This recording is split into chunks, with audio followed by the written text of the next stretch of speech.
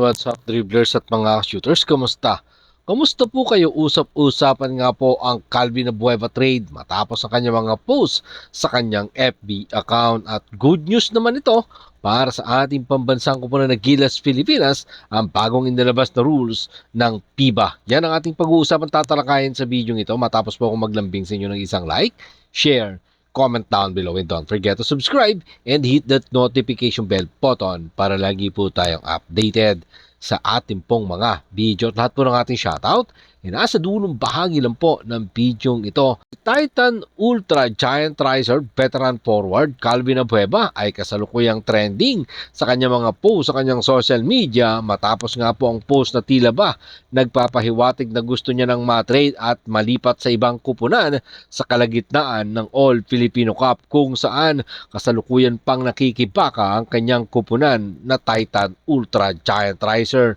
Pero mga ka-shooters, yung mga post nga po na iyan ay agad namang pinura ni Calvin Abueva na may mga caption na trade nyo na lang ako mga GO, at pinalitan po niya yan ng It's a Prank. Yan nga po mga sinabi ng Titan Ultra forward na si Calvin Abueva na nakakuha ng napakaraming reaction mula po sa kanyang Facebook page. Sa ngayon nga po ay tanga ng kupunan ni Calvin Abueva na Titan Ultra ang 3-6 win-loss record, na patuloy pa rin ang kanilang mga laban para makalusot kung sakasakali sa quarterfinals. At matatandaan nga po natin na si Calvin Davis Abueva ay na-acquire ng noon ay Northport Batangpier, na ngayon naman ay Titan Ultra mula sa Magnolia Chicken Templados, na ngayon naman ay sinasabi nga po ng ilang Barangay Ginebra San Miguel fans na ang kanyang destination ay dito sa Barangay Ginebra San Miguel or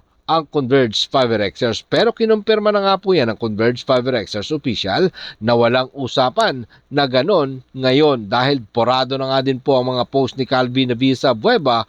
Wala pa ding pahayag ang kampo ng Titan Ultra Giant Riser habang ginagawa po natin ang bidyong ito. So let's see what happened next for Calvin Davis Abueva. Abangan natin kung tuluyan na nga bang iiwan ni Davis Calvin Abueva ang kanyang kasalukuyang kupunan na Titan Ultra Giant Risers, na medyo nag-aalangan na makapasok ng quarterfinals matapos nga po ang kanilang 3 win at 6 losses. So ito po yung ating abangan sa mga susunod na pagkakataon at susunod na mga araw. At ito, magandang balita naman para sa ating Gilas Pilipinas matapos nga pong ma-approve ang significant revision ng FIBA Central Board, ang kanila nga pong bagong rules para sa ma-determine ang mga manlalaro bilang isang lokal. Parehas po yan sa 5-on-5 at sa 3x3 basketball. Ang isa nga pong magandang pagbabago dyan ay yung pagpapalawig sa edad ng pagkuha ng passport mula sa 16 years old ay gagawin na nga po yang 18 years old.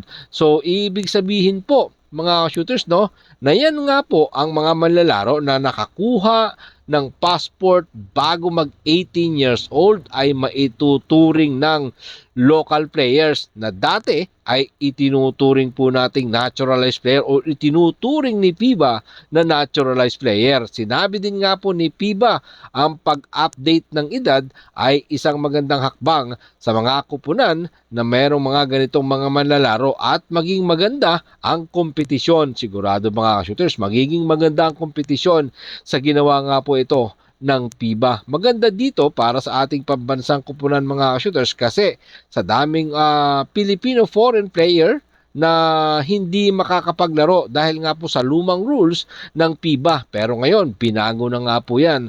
So ngayon, basta nakakuha ka ng Philippine passport bago ka mag 18 years old, pwede ka nang maglaro as local player. Ang tanong lang dito mga shooters, pwede na nga ba si Jordan Clarkson, Mike Phillip, Brandon Gunuelas Roser at kung sino-sino pang mga manlalaro na alam naman po natin ay hindi nga po nakakuha ng passport nung sila ay bago mag-16. So baka nakakuha sila ng passport bago sila mag-18. Sa kaso ni Clarkson mga shooter, sa pagkakaalam ko si Jordan Clarkson ay nakakuha ng kanya nga pong passport nung siya ay 20 years old na. So yan po yung ating alamin. But mga shooters, no, Correct me if I'm wrong. Sana tama po kayo at mali po ako. Sa pagkakaalam ko po, 20 years old na si Jordan Clarkson nakakuha. And hopefully, hindi po yun ang totoo. Ano?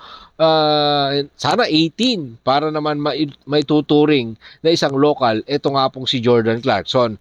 Sana magandang balita ito para sa ating pambansang kupunan nagkilas Pilipinas. Sana pwedeng local si Jordan Clarkson tapos naturalized player mo dyan, Justin Brownlee or Benny Boatwright. Sana pwede ding si Jalen Green para mas solid ang ating pambansang kupunan nagkilas Pilipinas na siya namang inaasahan natin na sasabak nga po sa nalalapit na World Cup ngayon nga pong 2027. Maraming salamat po sa inyong panonood. Naman po ang inyong maging opinion. Diyan po natin yan pag-usapan sa comment section. Ingat and God bless everyone. Adjourn, pero katulad po ng ating nakagawian, bago po natin tapusin ang ating video, shoutout po kina